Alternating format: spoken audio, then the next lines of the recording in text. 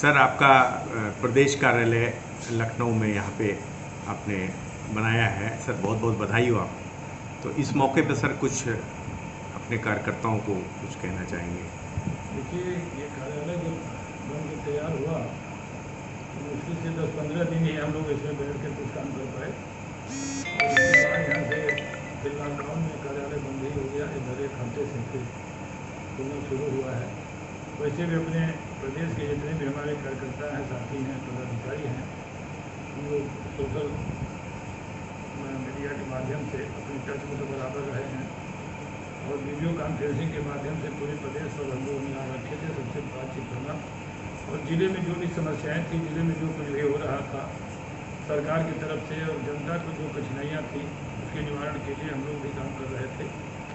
और जो जहाँ था वहाँ से ही मतलब वीडियो कॉन्फ्रेंसिंग के माध्यम से, टेलीफोन के माध्यम से सरकार के जो भी सहयोग हो रहे थे उसकी तरफ से खुद हमारी पार्टी के कार्यकर्ता जो हर जगह खाद्यान्न के मामले में, पैकेज के मामले में, भोजन के मामले में वितरण कर रहे थे, वो काम पूरा कोरोना के दौर में हमारे प्रदेश में होता रहा है।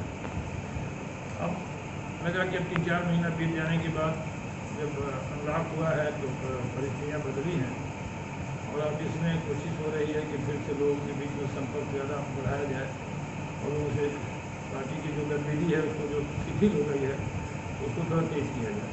लेकिन उसमें भी लोगों को एक सामाजिक दूरी बनाए रखना है, मास्क लगाए रखना है, सावधानी रखना है, क्योंकि कोरोना अभी बढ़ रहा है। और कोरोना के जिस तरह से पॉजिटिव केसेज आ रहे हैं उससे हो गया कि जीवन का अंत हो गया है। इससे बच करके ही काम करना होगा और सबके आर्थिक स्थिति घर की हो, चाहे सरकार की हो, प्रदेश की हो, किसी तरह से हो, अब इसमें आदमी को सोच समझ करके ही निकलना होगा और काम भी करना पड़ेगा। सर ऐसे समय में विश्वविद्यालय के जो छात्रों को परीक्षा के लिए फोर्स किया जा रहा है, इसके बारे में सर कुछ कहेंगे आप? देखिए, मैं समझता हूँ कि अब ये सरकार के सामने भी एक वहाँ की स्थिति है और जब पब्लिक के भी सामने, छात्रों के सामने भी होना तो ये चाहिए कि इसको, मेरी राय तो ये है कि इसको थोड़ा स्थगित करके और आगे बढ़ाना चाहिए।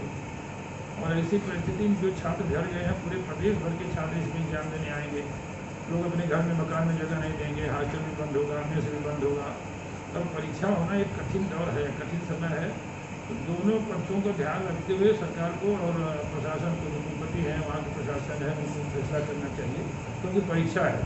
परीक्षा के दौरान उनको भोजन न मिले, रहने की जगह न मिले, रात को पढ़ने का वक्त रह रहा है, तो उस परीक्षा के लेने और देने का कोई अर्थ भी नहीं है। ट्रांसपोर्टेशन भी इस वक्त कुछ प्रॉपरली अवेलेबल नहीं है। आपने जो कहा कि आने जाने की भी असुविधा है, तो इस सब का ध्यान रखते हुए सरकार को कोई ऐसा मध्यम रास्ता निकालना चाहिए कि उनका भी नुकसान न हो और सरकार का काम भी पूरा हो जाए।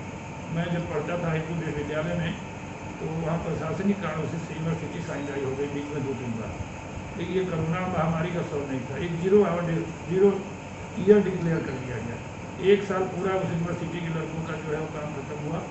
लेकिन इस तरह महामारी के दौर में अगर लगता है कि नहीं, हमको 0 सेशन नहीं करना है, तो समय को बढ़ा करके इनकी परीक्षा को आगे करके भी दिया जा सकता है। तो सरकार को विचार करना चाहिए, कुलपति जी को विचार करना चाहिए। सर आखिरी सवाल, आजकल जिस तरह से तेज़ी से लगातार पेट्रोल और डीजल की कीमतें बढ़ रही हैं, उससे सर आपको नहीं लगता सर कि ये जो महामारी का जो दौर है इसमें लोग एक तो वैसे भी परेशान है, आर्थिक स्थिति उनकी बहुत ख़राब है, और एक ये अतिरिक्त जो है एक भार जो है आम जनता के ऊपर पड़ रहा है, इसके बारे में? बात आपने एकदम करेक्ट है। खासतौर पर इसमें सबसे ज़्यादा परेशानी किसानों का है, और जहाँ पर उनकी इस समय धान की रोपाई चल रही है, डीजल महंगा हुआ है, उसमें किसान परेशान है और किसानों की हालत खस्ता है। सरकार को इस पर सब्सिडी के रूप में, चाहे कि कोटा के रूप में, सरकार को सस्ता तेल देना चाहिए। लेकिन और जगह पर अब सोचना चाहिए कि सरकार भी परेशानी में है, सरकार के सामने पैसा, रुपया, साधन, ये सारी चीज़ें जब काम होता तो उसके साथ होता। सर आम जनता कहाँ से लाए? आम जनता का सवाल नहीं, आम जनता का बहुत समय तो देखिए कि बहुत से लोगों को गाड़ी पर बिना चढ़े भी काम चल सकता था। अब हम आप कहेंगे कि भी चाइना बॉर्डर पर क्या हो रहा है, हमको उस लड़ाई की तैयारी करनी है, हमको कोरोना की तैयारी करनी है, हमको तो सरकार के पक्ष में भी लोगों को सोचना चाहिए।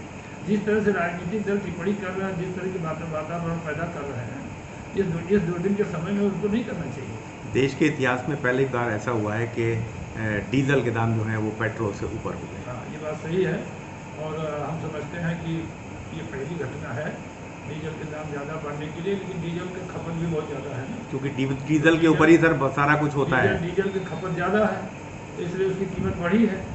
लेकिन फिर भी मैं आपके माध्यम से कहना चाहूँगा कि सरकार का दाम को नियंत्रण करते हुए किसानों को कैसे ये सुविधा पहुँचेगी। इस समय धान की रोपाई चल रही है, किसान का हालत ख़राब है और उनके सेक्टर में कोई न कोई आपको व्यवस्था करनी पड़ेगी, छोड़नी नहीं पड़ेगी।